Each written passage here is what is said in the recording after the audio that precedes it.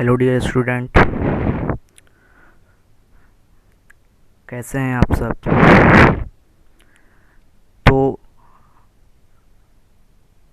आज आपको बिहार पॉलिटेक्निक संयुक्त प्रवेश परीक्षा 2020 के जो डिप्लोमा कोर्सेज हैं उसके आपको सिलेबस बताए जाएंगे, जो कि आपको क्या क्या पैटर्न है, कितने कितने क्वेश्चंस आते हैं एग्ज़ाम में और कौन कौन से टॉपिक्स आपको कवर करना होता है।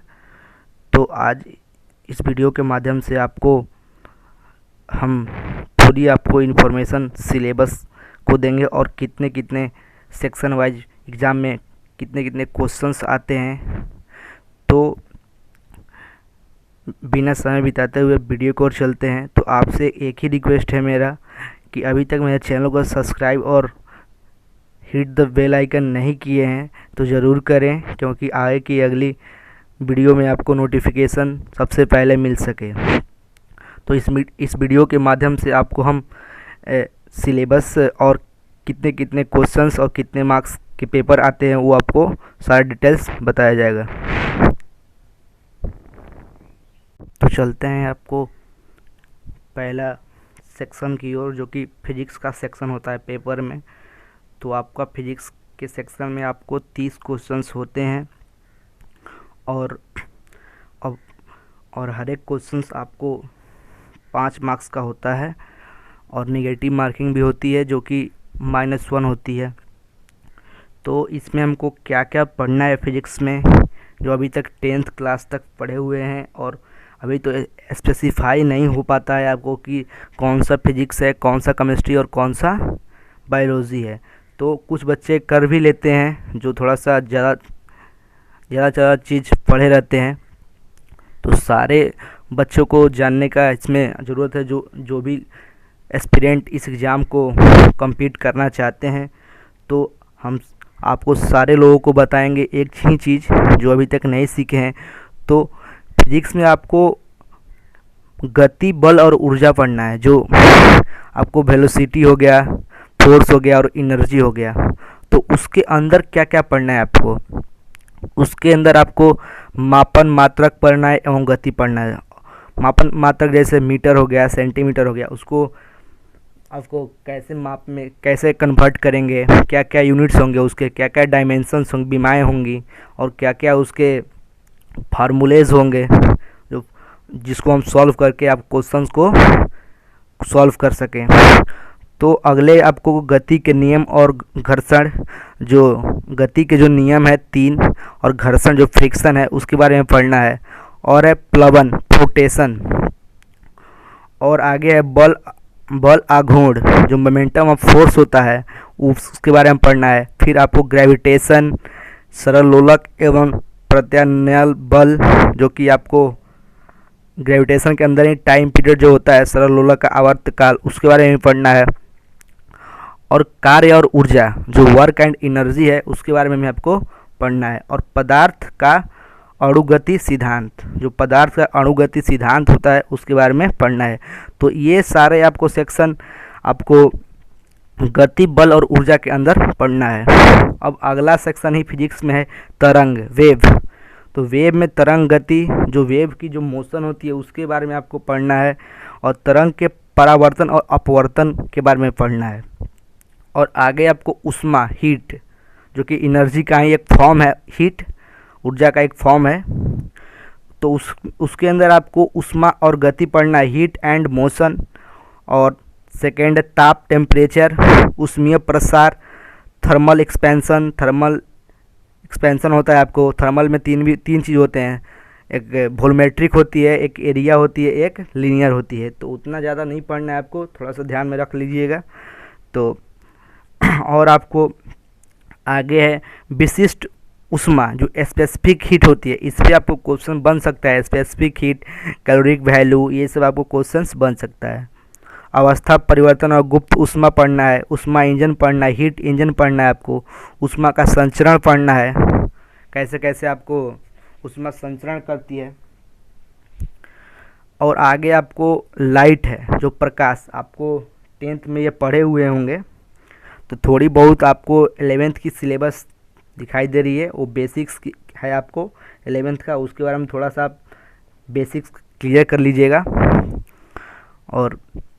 और हमको अब लाइट में क्या क्या पढ़ना है, तो गोलीय दर्पण में परावर्तन, गोलीय लेंस में अपवर्तन, मानव नेत्र और दृष्टि दोष, जो दृष्टि दोष होता है, दूर दृष्टि दोष और नज़दीक दृष्टि दोष, तो उसको भी हमको पढ़ना है, जो कि 10th में पढ़ाया जाता है। श्वेत प्रकाश वर्णपट और प्रकाशीय यंत्र, ऑप्टिकल इंस्ट्रूमेंट, जो ऑप्टिकल इंस्ट्रूमेंट होता है उसमें आपको सारा चीज़ आ जाता है।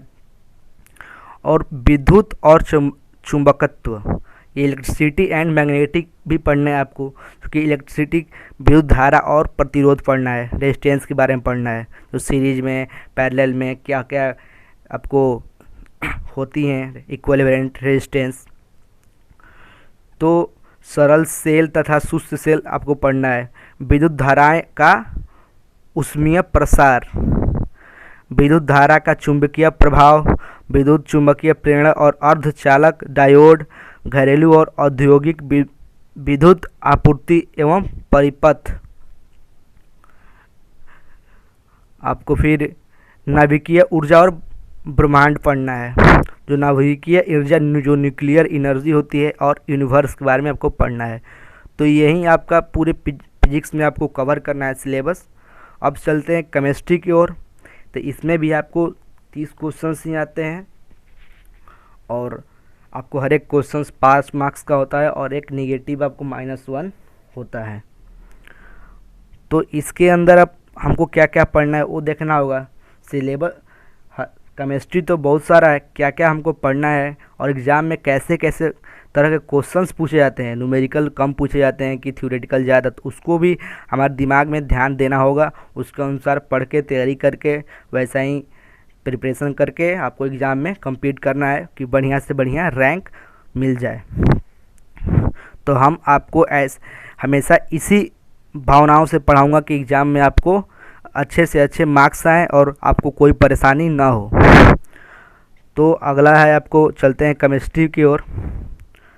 तो इसमें आपको रसायन विज्ञान जो केमिस्ट्री है उसमें आपको पढ़ना है सबसे पहले पदार्थ की प्रकृति, जो नेचर ऑफ मैटर होती है वो कैसे कैसे होती है, परमाणु संरचना, एटॉमिक स्ट्रक्चर है, रेडियो एक्टिविटी है।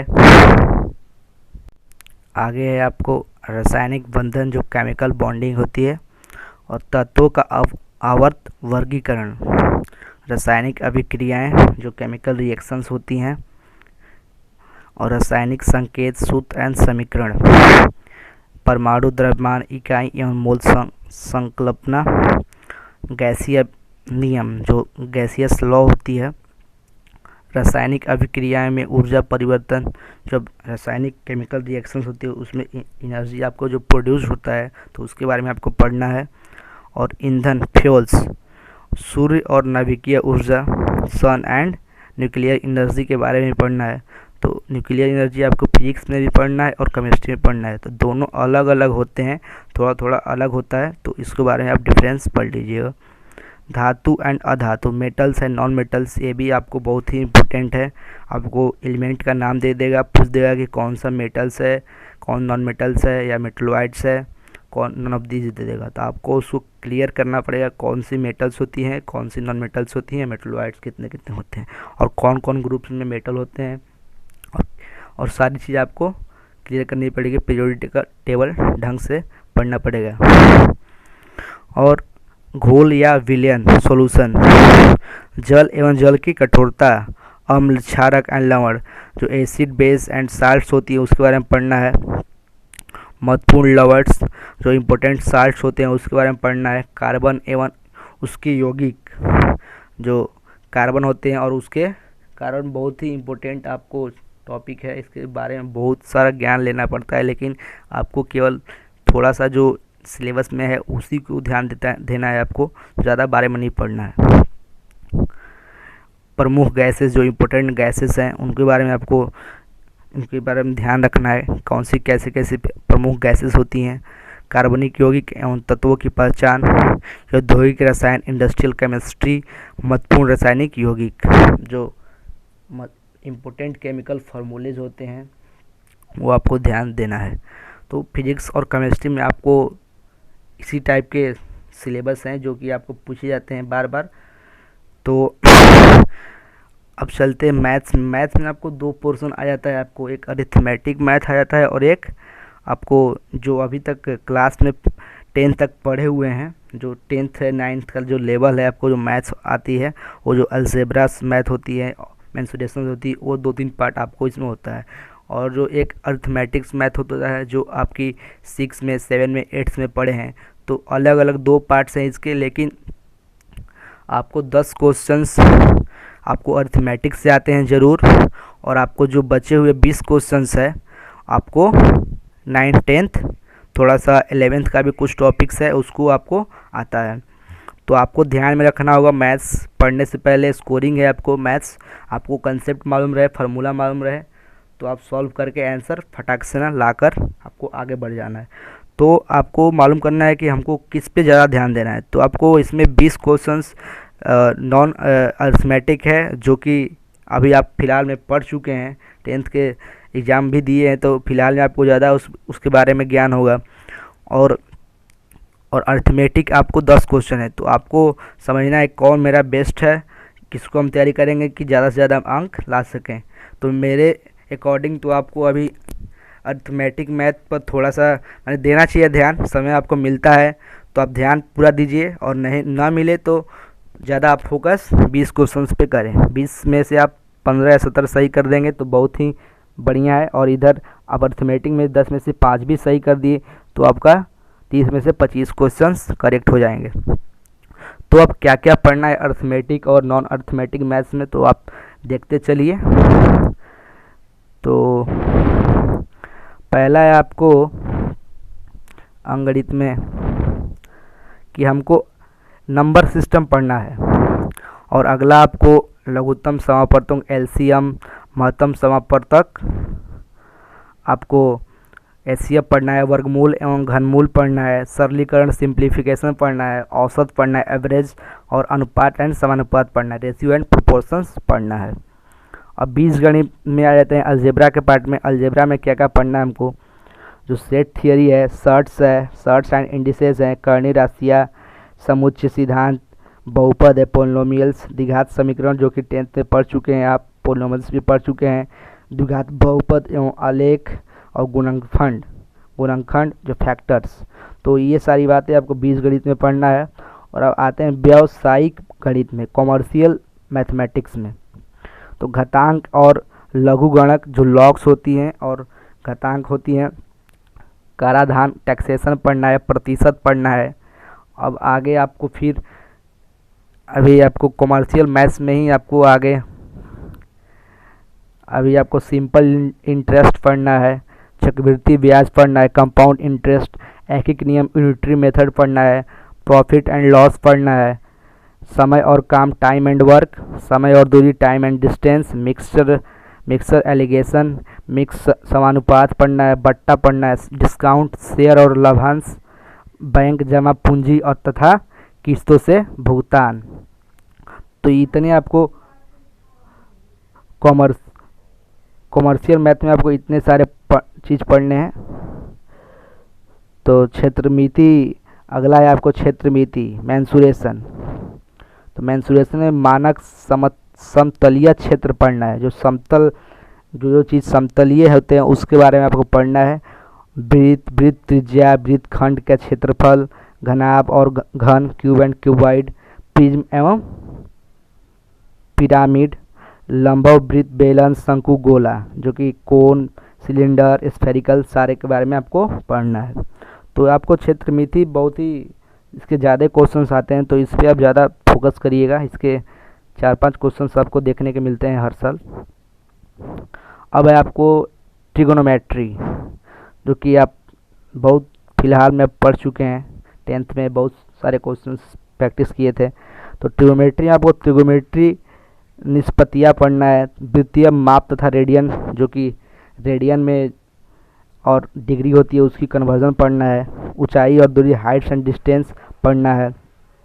स्टैटिक्स में क्या पढ़ना है, आपकी आंकड़ों का वर्गीकरण और केंद्रीय प्रवृत्ति की मापें और ज्यामिति में आपको ज्योमेट्री में क्या क्या पढ़ना है आपको ज्योमेट्री में कोण तथा कोण संबंध, एंगल जो एंगल रिलेशन होते हैं, त्रिभुज ट्रायंगल पढ़ना है, क्वाड्रिलेटरल चतुर्भुज, वृत्त एवं वृत्त का स्पर्श रेखा, समकोणीय कार्तीय निर्देशांक और सरल रेखा और स्ट्रेट लाइन।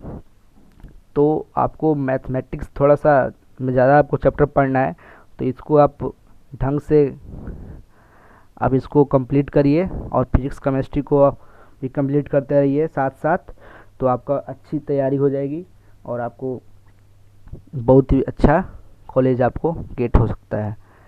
तो आपको एक स्ट्रेटजी बनाना पड़ेगा और कैसे हमको किससे डील करना है पेपर को, कौन कौन से क्वेश्चंस बार बार, कौन कौन से कंसेप्ट बार बार पूछे जा रहे हैं, तो उस पर आपको ज़्यादा फोकस करना है। और आपको अगले वीडियो में मैं आपको साथ ये शेयर करूँगा कि किस किस चैप्टर से आपको ज़्यादा क्वेश्चन आते हैं, कौन कौन टॉपिक्स हैं कि उससे बार बार क्वेश्चन पूछे जाते हैं, और कौन कौन से चैप्टर हैं उससे थोड़ा कम पूछा जाता है, उसको नेगलेक्ट कर दिया जा सकता है। तो उससे आपका टाइम बचेगा और टाइम बहुत कम है, इसलिए आपको जो ज़्यादा क्वेश्चन पूछे जाते हैं उस पर आपको ज़्यादा फोकस करना है। तो आप ऐसे ही मेरे को सपोर्ट करते रहिए।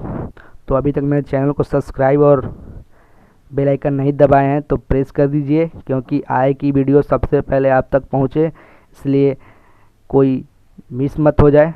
तो thanks for watching for syllabus, whole syllabus physics chemistry.